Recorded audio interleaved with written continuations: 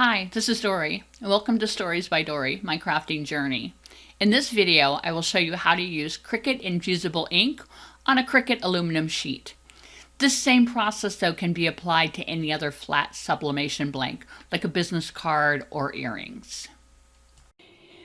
I'm going to go ahead and apply Cricut Infusible Ink to a Cricut Aluminum Sheet that is compatible with Infusible Ink.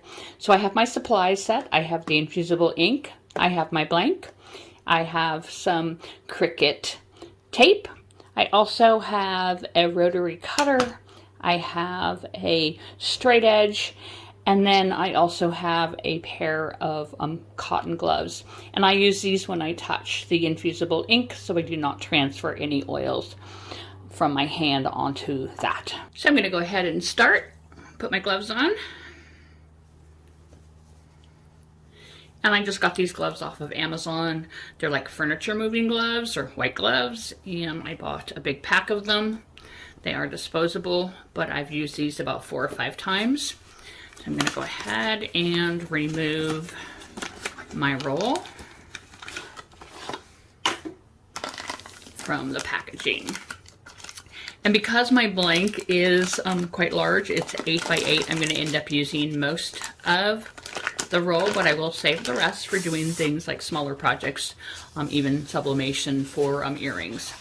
And this is really rolled up, so one of the things that I'll do is actually kind of cut it slightly down to size, probably like 9 by 9, to make it easier to place. Go ahead and move that to the side.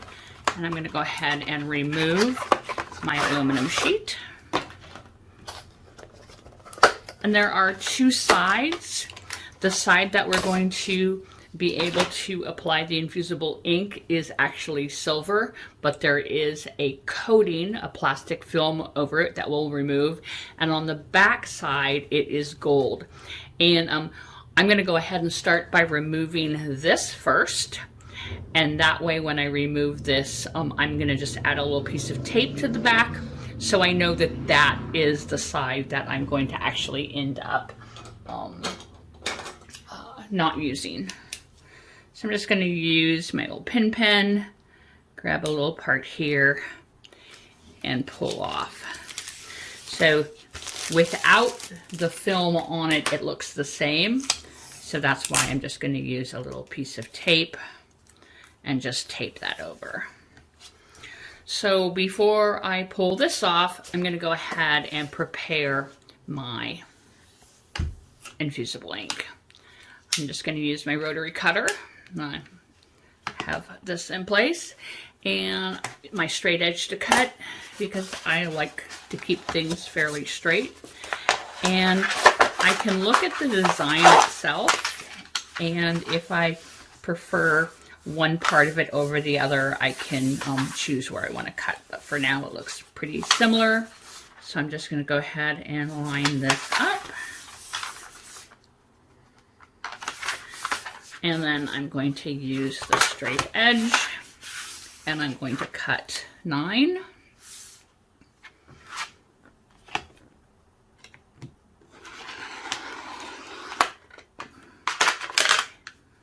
Move that out of the way. And then I'm going to turn it and trim it 9. And I think I will rotate it this way. And then trim off the edge here. And go ahead, cut that, and lock those again. So the next step I'm going to do is actually take the sheet of Infusible Ink and I'm going to tape it to my blank. But before I do that, I'm going to go ahead and turn on my Easy Press. I'm using the Easy Press 2, the 9 by 10. And what I'm going to do is follow the instructions on Cricut Heat Guide for setting up Infusible Ink sheet on the aluminum sheet. And it wants me to turn my Easy Press to 385.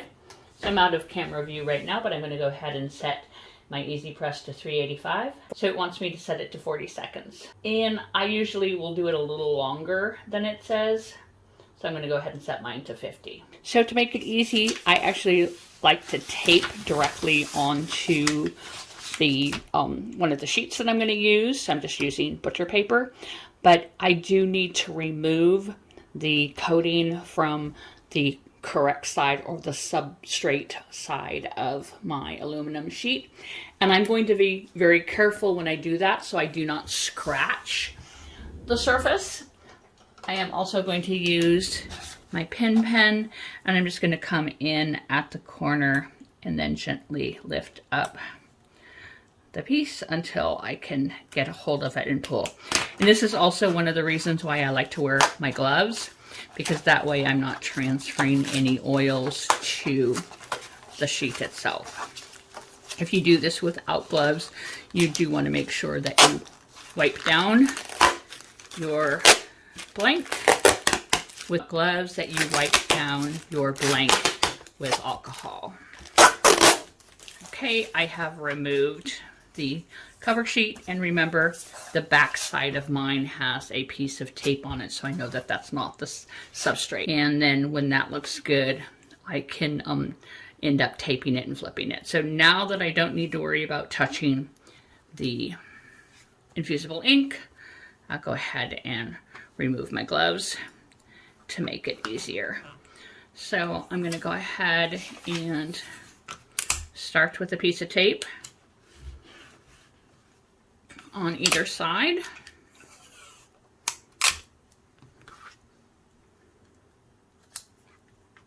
Just so it doesn't like totally curl on me. And now I can go ahead and use longer strips of tape. And I do like to tape it down all the way around.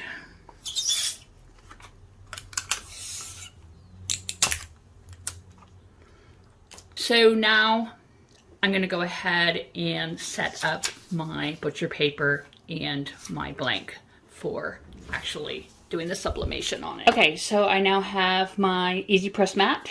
I have 4 sheets of butcher paper per the instructions for the heat guide. You can use cardstock instead.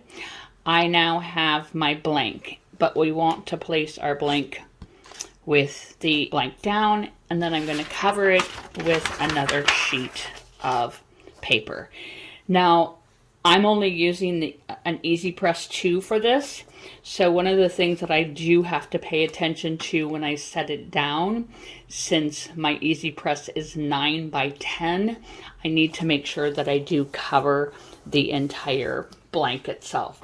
So one of the things that I like to do that is to kind of outline with a pencil kind of the corner marks, so now I know when I set my Easy Press down on it, I have it correct. So I just have a pencil to mark, and I'm basically just going to come in and find a corner, find my other corner, and just repeat. That way I know when I set my Easy Press down, I'm going to keep within that space.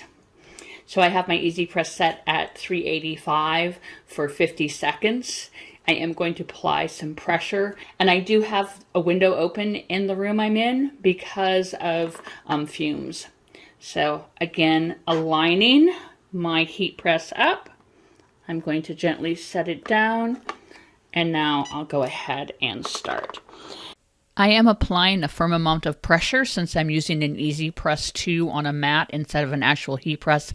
I found that this gives me more even results. Okay, so it is done.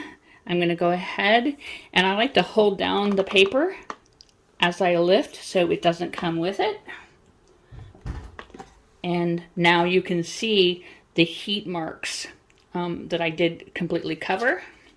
And one of the reasons, of course, that you do use the paper in here because you can see the blowout already from the infusible ink. Now this is going to be really hot, so I need to let it cool down for a few minutes. Okay, so it's cooled down for a few minutes. So I'm going to remove the paper. And there you have it. I have applied Infusible Ink to a Cricut aluminum sheet, and this will be part one of my project. My next step will be doing some engraving with it. Thank you for watching the video. If you found this helpful, if you could please take a moment to like my video, leave a comment, and please subscribe to my channel.